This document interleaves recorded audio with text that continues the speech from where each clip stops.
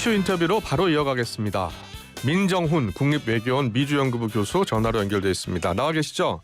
예, 안녕하세요. 네, 안녕하세요. TV로는 많이 뵀는데 라디오로 이렇게 처음 뵙게 됐습니다. 네, 민 교수님, 오늘 트럼프 대통령 취임식 보셨죠?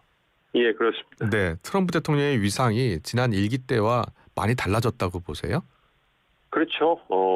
어쨌든 개인의 모습을 봐도 네. 8년 전에는 어떻게 보면 준비가 좀 안 된 상태에서 예상 밖의 승리를 거둬가지고 예. 모든 게 낯설어 보이고 좀 여유가 없어 보였는데 오늘 같은 경우에는 아무래도 4년 경험도 있고 네. 취임식도 한번 해보셨기 때문에 굉장히 여유가 있고 예. 메시지도 굉장히 좀 온화하고 통합의 메시지를 강조하면서 그랬군요. 굉장히 경험, 노하우 좀 노련해진 모습을 많이 보신 것 같아요. 네. 오늘 취임식은요 실내에서 진행이 됐어요. 날씨가 굉장히 추워서 그랬다고 하는데 어떻게 보셨어요? 그렇죠. 좀 굉장히 이례적인 거죠. 예, 이게 예. 어쨌든 미국 대통령 취임식은 대단한 축가고 굉장히 중요한 국가적 이벤트인데 네. 그래서 잘 알려진 것처럼 국회 연방의회 네. 의사당 앞에 야외에서 실시가 되는데 너무 추워가지고 이제 네. 실내로 변경이 되다 보니까 아무래도 그 단상에 한 2,000명 정도 이렇게 중요 인사들이 포진을 하지만 그 밑에 야외에 한 20만 명이 이렇게 참석을 하셔가지고 그걸 취임식을 보는데 아무래도 이번에는 실내에서 하다 보니까 인원이 많이 줄었잖아요. 그리고 그러니까요. 그렇기 때문에 800명 정도밖에 못 들어가는 상황. 그리고 이제 그 옆에 이제 1.3km 정도 떨어진 그 시설을 빌려서 어떤 볼 수 있기는 했지만 그럼에도 불구하고 그 시설도 한 2만 명 정도밖에 수용을 못하기 때문에 한 20만 명이 이제 표를 받고도 이제 참석하지 못하는 이런 상황이 발생을 했기 때문에 좀 굉장히 좀 이례적인 상황이 발생한 건데 그래도 추운 날씨를 고려했을 땐 불가피한 선택이 아니었나 이렇게 생각을 하죠. 네. 바로 이제 트럼프 대통령 취임 이후 한미 관계부터 시작해서 여러 가지 좀 물어보겠습니다. 트럼프 대통령 오늘 취임사를 좀 들으셨을 텐데요. 가장 인상적이었던 대목은 어디였습니까? 가장 인상적이었던 것은 두 가지 정도였어요. 네네. 골든 에이지, 이제 미국이 이제 황금 시대가 다시 시작됐다. 이런 얘기를 했어요. 그래가지고 굉장히 미국을 최우선시하면서 미국의 전성기를 이끌어내겠다. 이걸 위해서 이제 미국 우선주의를 활성화하겠다 이런 얘기를 했고, 예. 그리고 이제 그 미국 우선주의의 바탕이 되는 아메리카 대륙의 어떤 패권, 또 맹주 역할을 재확인하기 위해서 논란이 많이 됐던 멕시코만도 미국만으로 변경하고 파나마 운영권을 되찾아오겠다. 그리고 힘을 통한 평화인데 이제 그게 미국을 위한 힘을 통한 평화지 전 세계 경찰권 안 하겠다. 이런 부분을 보여줬기 때문에 말씀드린 골든 에이지 그리고 미국 우선주의 이 두 가지가 어떻게 결합이 돼서 이제 향후 4년 동안에 미국의 모습을 보여줄 건지 많은 관심을 갖게 했습니다. 그렇군요. 일기 때보다 좀 더 여유로워 보였다라고 이야기해 주셨잖아요. 예. 그동안은 좀 일기 때는 좀 거친 표현도 많이 썼고요. 최근에는 조금 달라졌다고는 하지만 그래도 표현은 그렇게 우리가 생각하는 미국 대통령의 모습은 아니었잖아요.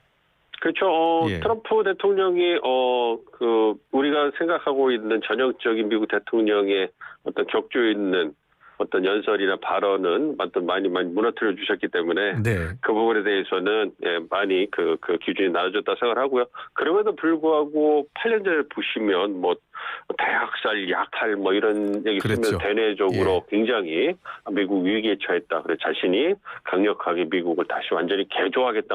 이런 식의 얘기를 했기 때문에 굉장히 좀 강하고 직선적인 그런 표현이 많았다면 그런 기본적으로 사이다 같은 표현은 어법은 바뀌지는 않았지만 그래도 언어가 많이 좀 정제가 됐다고 할 수가 있고요. 그리고 이번에는 통합이라든지 어떤 미래, 비전, 번영 이런 얘기를 많이 했기 때문에 그런 부분에서는 8년 전보다는 굉장히 많이 좀 누그러졌다. 이렇게 말씀드릴 수 있겠죠. 예. 통합의 메시지도 냈다고 하는데 어떤 내용이에요? 그러니까 이제 미국이 이제 그 가장 그 대외 정책 관련돼서 흥미롭게 본 거는 그런 부분이었어요. 가져지고 스웨덴 인전 석방에서 자기의 공이라고 얘기를 막 하지 않습니까? 예. 그러고서 이제 얘기하는 게 대외 정책에 있어서 자신은 피스메이커, 평화를 만드는 사람, 그리고 통합자, 유니파이어, 뭐 이런 얘기를 하거든요. 그러니까 대내 정치에 있어서도 이제 그런 부분이 있긴 하지만 근데 워낙 그 대내 정치는 양극화가 심하니까 네. 그 부분보다는 대외 정책이 있어가지고 전쟁을 피하고 세계 평화와 번영, 통합을 이끄는 대통령이 되겠다. 물론 그 바탕에는 미국 우선주의가 있지만 네. 그런 모습을 보여줬기 때문에 굉장히 좀 흥미롭게 봤습니다. 그렇군요. 자, 취임 연설을 통해서 본 트럼프 2기 정부 키워드 아까 말씀하신 것처럼 황금 시대 이야기 또 미국 우선주의 정책 선언했습니다. 당장 우리나라가 어떻게 대응해야 될지가 걱정이에요. 어떻게 대응을 해야 될까요? 그러니까 미국 이번에 우선주의인데 미국 우선주의에서 관련된 이기 행정부 백악관에서 이제 그 백악관에 이제 다시 재입성한 다음에 6개의 주요 정책 의제를 선포를 했어요. 그러면서 내기한 게 대내적으로 인플레이션을 낮추고 생활비도 낮추겠다. 그리고 네. 미국 노동자를 감세, 그리고 힘을 통한 평화 에너지 패권, 뭐 이런 여타 6가지를 얘기했는데 이 중에서 미국 노동자를 위한 감세라든지 힘을 통한 평화라든지 에너지 패권 이 부분은 우리에게 직접적으로 영향을 발휘할 수 있죠. 예. 미국 노동자를 위한 감세를 위해서 관세를 이용해서 해외 기업과 그 국가들에게 부담을 지우는 부분이거든요. 그렇기 때문에 그 경제 통상 부분에서 이런 그 공세적인 미국의 어떤 그 보호무역주의적인 조치에서 우리가 어떻게 우리의 경제적 이익을 담보할 것인지 그리고 에너지 패권 관련돼서 친환경 에너지보다는 화석연료 에너지를 갖다가 최고로 활성화한다는 거 아니에요. 그러면서 이 친환경 에너지 전기자동차 보조금이라든지 태양광 보조금이라든지 풍력 여타 이런 부분에 대한 보조금을 바이든 행정부에 지급했는데 그거를 축소하고 폐기하고 이제 전통적인 화석연료를 최고를 재활성화해가지고 안정적인 에너지 가격을 유지한다는 거거든요. 네. 그러니까 미국은 대규모 투자를 통해 가지고 미국 시장에 진출하려고 했던 우리의 친환경 관련된 그 사업 기업체들이 피해를 볼 수 있기 때문에 이 부분에서 어떻게 피해를 우ጨ나갈 수 있을 것인가 이런 부분이 있는 거고요. 네. 힘을 통한 평화 같은 경우에도 세계 경찰 역할을 하지 않고 전쟁을 일으키지 않으면서 그 최강의 군대를 유지하면서 미국의 패권을 유지하겠다 이렇게 되기 때문에 이것이 동맹국의 보다 더 적극적인 기여 역할을 해줘야 된다. 이거는 방위분담금 재협상 가능성도 이제 불러일으키는 거기 때문에 여타 외교안보나 경제 총상 부분에서 한미동맹이 견고하게 유지되는 것은 변함이 없겠습니다만 그럼에도 불구하고 변화된 미국 우리가 다양한 분야에서 상대하는 것은 불가피하다 이렇게 생각하고 있습니다. 네. 그 트럼프 정부의 이제 대외 경제 정책, 대외 외교 정책 관련해서 우리나라와 워낙 현안이 많으니까요. 먼저 이 관세 부분이요. 우리나라 수출 대미 무역 흑자가 큰 상황인데 우리나라 수출품에도 관세를 매길 것으로 보이잖아요. 가능성이 있죠.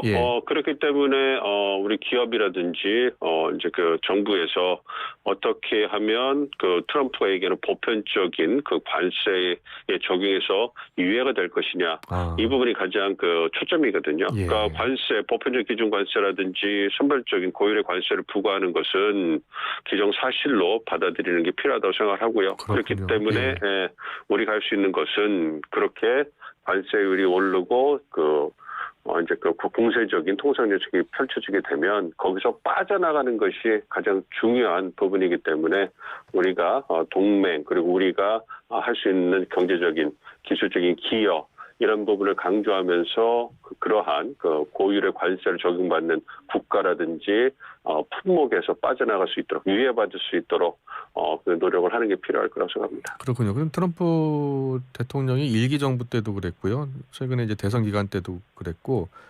모든 제품을 미국에서 생산하도록 하겠다라는 거예요. 그러니까 수입품 들여오는 거에서는 10에서 20% 관세를 매긴다고 하고요. 그러니까 결국은 미국에서 물건을 팔기 위해서는 미국에서 공장을 세우고 미국에서 생산하라는 거잖아요. 그렇죠. 근데 그게 상징적인 거죠. 잘 아시는 것처럼 모든 품목을 어떻게 다 미국에서 만들겠습니까? 그렇죠. 그건 어렵기 때문에 특히 이제 그 미래 먹거리 산업이라 할 수 있는 첨단 제조업 시설을 갖다가 미국 내 건설해서 확충해가지고 거기에서 미국 내에서 제품을 만들면 미국 내 양질의 일자리가 만들어지고 네. 미국의 어떤 기업 제조업이 부흥하면서 경쟁력이 생기기 때문에 그런 부분을 강조하는 거거든요. 그런 부분에서 이제 우리도 미국 시장을 어떻게 더 개척해 나가고 이제 그 지켜나갈 것인가 이거는 과제가 될 겁니다.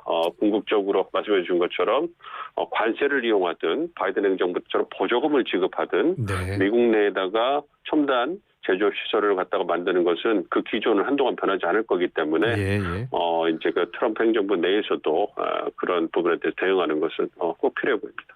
그리고요. 중국에는 특히 60% 고율 관세를 물리겠다고 공약을 했어요.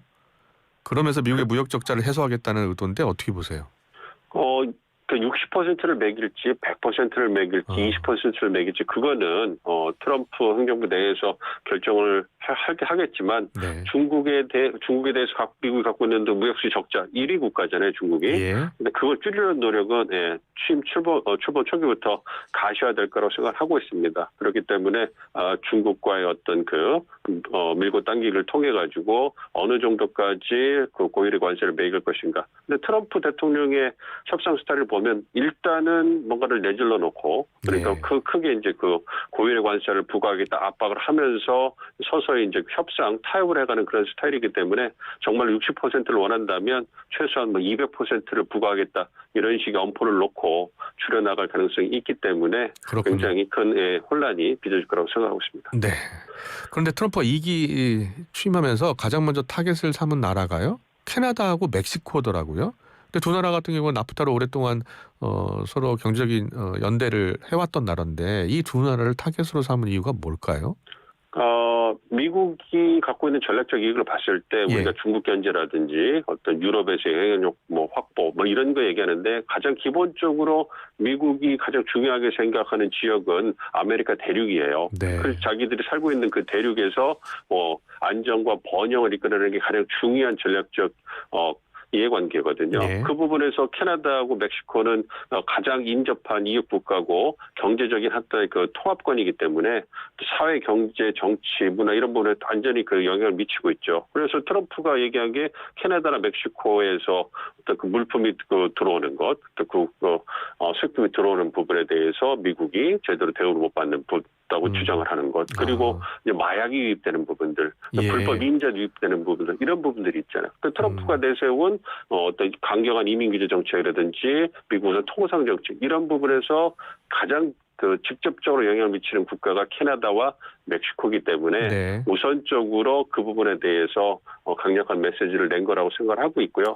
그 북중미 남미에 대해서 미국이 영향력을 유지하고 확대하는 거는 트럼프 때만 그런 게 아니라 미국 거의 모든 행정부가 지속해온 전략적 이익이기 때문에 네. 특별한 건 아니라고 생각하고 있습니다. 그렇군요.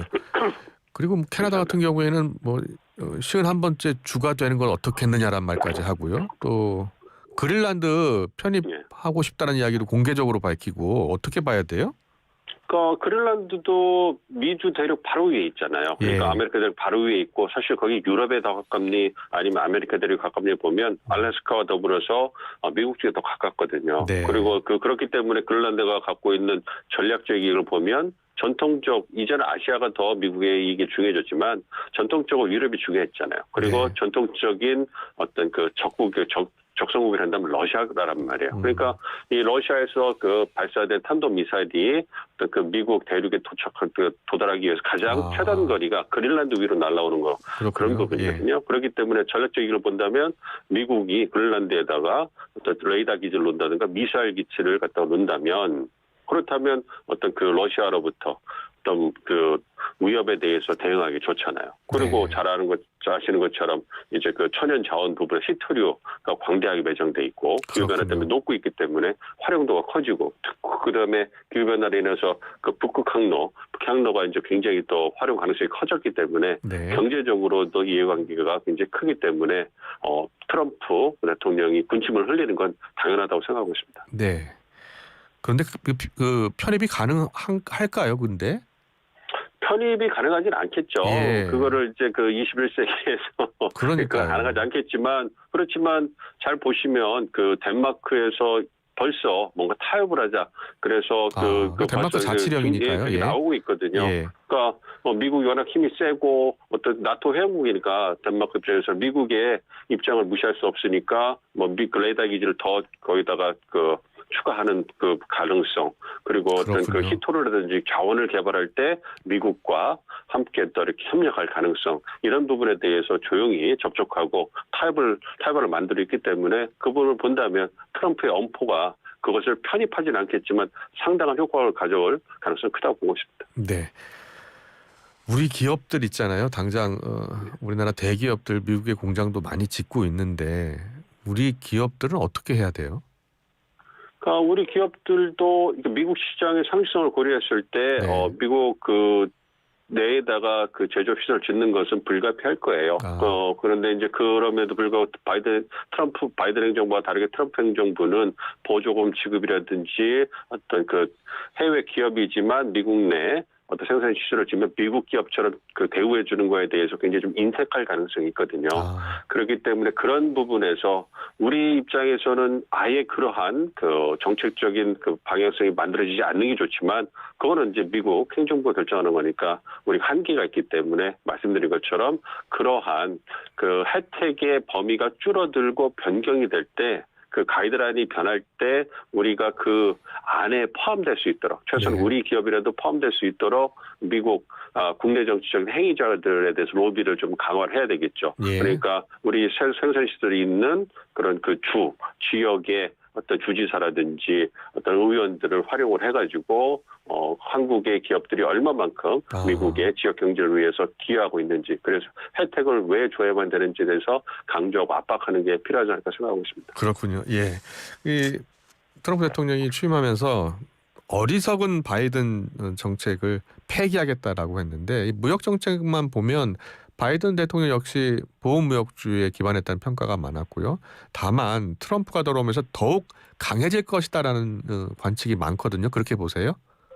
아무래도 그런 기조가 있죠. 예. 그 어리석은 바이든 얘기하는 거는 네. 자신이 이제 4년 동안 할 정책의 그 정치적 명분을 쌓는 거죠. 그러니까 바이든 행정부 때 미국은 제대로 운영되지 않았기 때문에 굉장히 암울한 시대고 잘못됐다. 그거 갖다 취임사에서 얘기하면서 그래가지고 바이든 대통령의 얼굴이 좀 이렇게 어두워진 이런 모습도 보였거든요. 네. 그건 정치적 명분인 거고요. 그러니까 전통적인 무역 부분에 있어서는 바이든 행정부는 보호무역주의를 했지만 트럼프 때보다는 훨씬 더 관세를 활용한다든지 이런 부분에 있어서는 융통성이 있었거든요. 유연했거든요. 그런데 이제 예. 트럼프 이기가 되면 관세를 적극적으로 사용해서 어떤 통상 부분에서의 이익을 추구하는 뿐만 아니라 외교안보 측면에서도 미국의 이익을 갖다가 추구하려고 할 거기 때문에 더 강화되게 나올 거고 네. 뭐 첨단 기술 부분에서도 잘 아시는 것처럼 바이든 행정부는 디리스킹 해가지고 이제 꼭 필요한 첨단 기술 분야 그래서 반도체라든지 네. 이런 부분 AI라든지 이런 부분에서만 중국의 접근을 막았는데 그게 좀 넓어질 가능성이 커지는 거죠. 그래서 선택적 디커플링을 하겠다. 아예 중국과 관계를 끊어버리겠다 이런 얘기를 하고 있기 때문에 예. 그런 부분에서 훨씬 강해지고 독해진 통상 정책이 실시되지 않을까 생각을 하고 있습니다. 그렇군요. 주한미군 방위비 협상 관련해서 트럼프 대통령이 10배 이상 올리겠다라고 공언했잖아요. 현실화될 가능성은 어떻게 보세요? 10배 이상 올린다고 얘기를 하지만 올릴 그런 항목이 없습니다. 10배를 현실적으로 올릴 가능성이 없어요. 그러니까 그 항목에 대해서 우리가 우리 국민 주둔 그 기지에서 일하시는 우리 근로자 임금이라든지 네.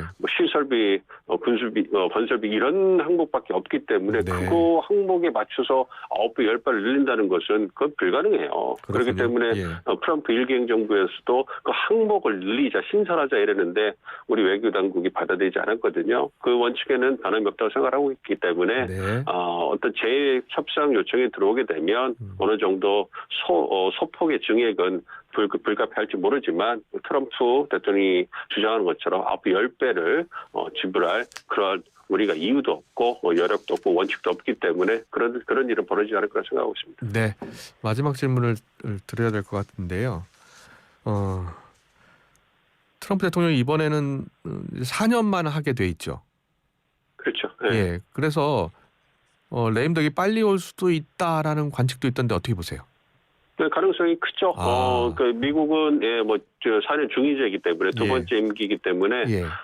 아무래도 이제 그 재선에 나서는 대통령 같은 경우에는 중간 선거 때 대통령제를 취하고 있는 대부분 나라에서 중간 선거 때는 여당이 많이 좀 그 의석수를 잃거든요. 그러면서 이제 정치적 동력이 떨어져 가는데 재선에 나선 대통령은 3선이었기 때문에 중간선거 끝나고 나면 이제 관심이 누가 차기 대통령이 될 것인가에 이제 그렇겠네요. 관심이 쏠리는 거죠. 그러니까 네. 이제 백악관을 떠날 대통령에 대해서 관심이 떨어지고 그래서 대통령이 추구하는 주요 의제에 대한 정치적 종력도 떨어질 수밖에 없기 때문에 지금 트럼프 행정부가 2기 행정부가 보여주는 정말로 발빠른 정책적 행보는 그러한 정치적 현실도 고려한 것이 아닌가 이렇게 생각하고 있습니다. 네, 알겠습니다. 오늘 말씀 여기까지 듣겠습니다. 잘 들었습니다. 민정훈 국립외교교수와 함께했습니다. 고맙습니다.